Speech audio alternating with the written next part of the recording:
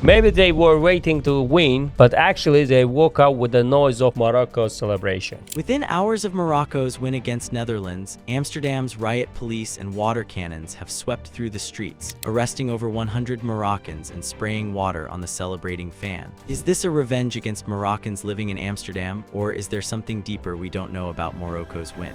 The 3 a.m. shock that knocked the Dutch out. The clock had barely crawled past 3 in the morning across the Netherlands, that strange, dead hour when most of the country lies fast asleep and the streets sit empty and silent. But inside thousands of living rooms, from the row houses of The Hague to the apartment blocks of Amsterdam, the lights were still burning. Families of Moroccan descent sat hunched around their televisions, phones gripped in their hands, hearts hammering in their chests, watching their beloved Atlas Lions step out to face the mighty Dutch Orange on a faraway pitch in Mexico. This was no friendly. It was a knockout clash in the round of 32 of the 2026 World Cup, played at the Estadio BBVA near Monterrey in front of a crowd of roughly 51,000. And almost from the first whistle, one thing became very clear. Morocco were not here to survive. They were here to take over. Morocco stunned once again another European giant Netherlands and now moves to the round of 16. The Dutch three-time World Cup finalists could barely get a touch. For long, painful stretches they chased shadows while Morocco held around 70% of the ball and outshot them by 11-6. The midfield belonged to them. The corners belonged to them.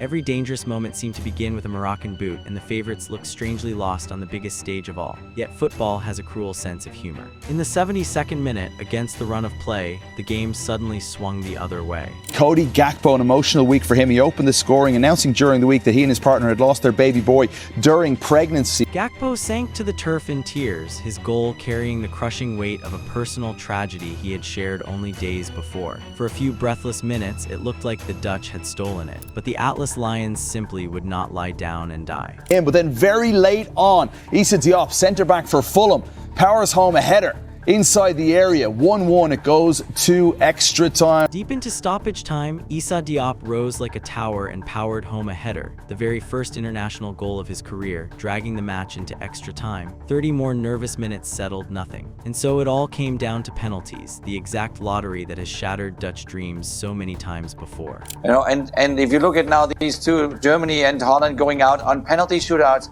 missing together 10 penalties. One by one, the kicks came. Then goalkeeper Yassin Bounou guessed right and saved from Crescencio Somerville before Ismail Sabari stepped up and calmly buried the winner to take the shootout 3-2. The Netherlands were out. Morocco were marching on to meet co-host Canada in the round of 16. And the moment that final penalty hit the net, the quiet Dutch night exploded. The country is home to one of the largest Moroccan-descended populations in all of Europe, somewhere around 440,000 people. By 6 in the morning, horns were screaming, flags were pouring from open windows, and crowds were dancing in the road. Car convoys snaked through the cities with red and green flags streaming behind them. Strangers hugged in the middle of the road like old friends, and a roar went up across the country that no one who heard it would soon forget. They called it a Droomtend, a dream morning. But in one corner of The Hague, that dream was about to turn into the kind of scene that would dominate every Dutch headline by lunchtime.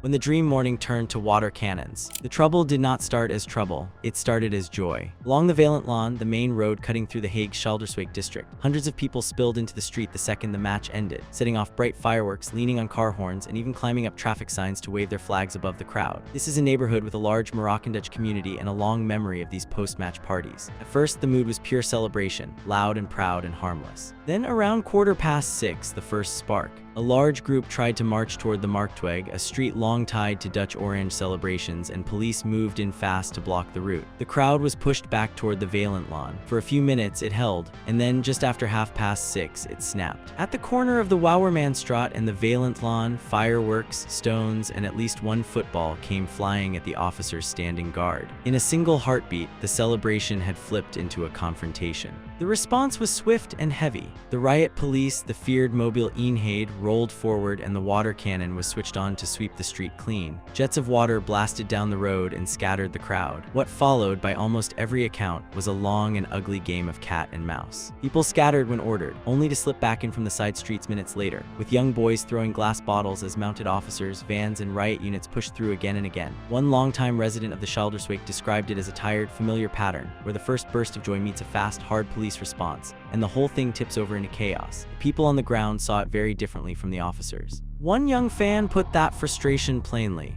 telling Dutch broadcaster NOS that they were simply partying and teasing a little before it all got out of hand, and claiming the police just came and immediately started hitting. But one moment that morning went far beyond bottles and fireworks. Two people in the crowd pointed what looked like a real pistol at officers, who drew their own firearms and arrested the pair at gunpoint, treating it as a life or death threat. Only later was it confirmed to be a fake, a BB gun, and not a live weapon. For the officers staring down that barrel in the dim light of dawn, the difference would not have meant a single thing. The chaos rolled on for more than an hour before it finally burned itself out. The riot police pulled back, the shops reopened, and the last small clusters drifted away. By mid-morning, the Schilderswijk was quiet again, as if nothing had happened at all. But the question hanging over the whole country was simple. Just how bad was it really, and was Amsterdam, the city splashed across every headline, even the place where it happened?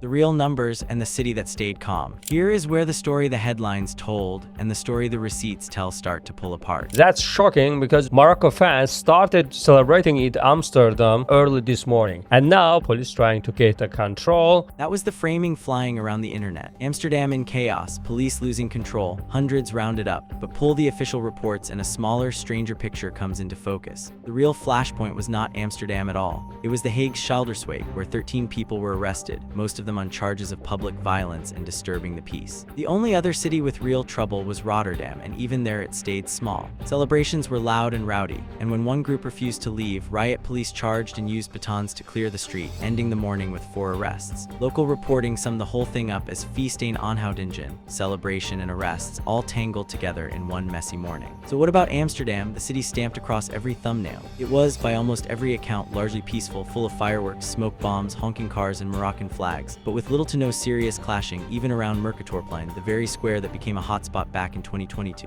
In parts of the city, Dutch and Moroccan fans were even seen hugging and celebrating side by side. That does not erase what happened in The Hague. The mayor, Jan van Zanen, came out swinging, condemning the violence and saying plainly that a celebration should never twist into aggression against the police. But context matters. Compared to 2022, when Morocco's run lit the fuse for something far worse, this was contained. Back then, cars and scooters were set on fire and police were pelted with bricks and glass across several cities, with arrests piling up into the dozens. This time, the police came early, came visible, and kept the lid on. A clear sign they had learned hard lessons from the last time around. What could easily have spiraled into another night of burning cars never even came close.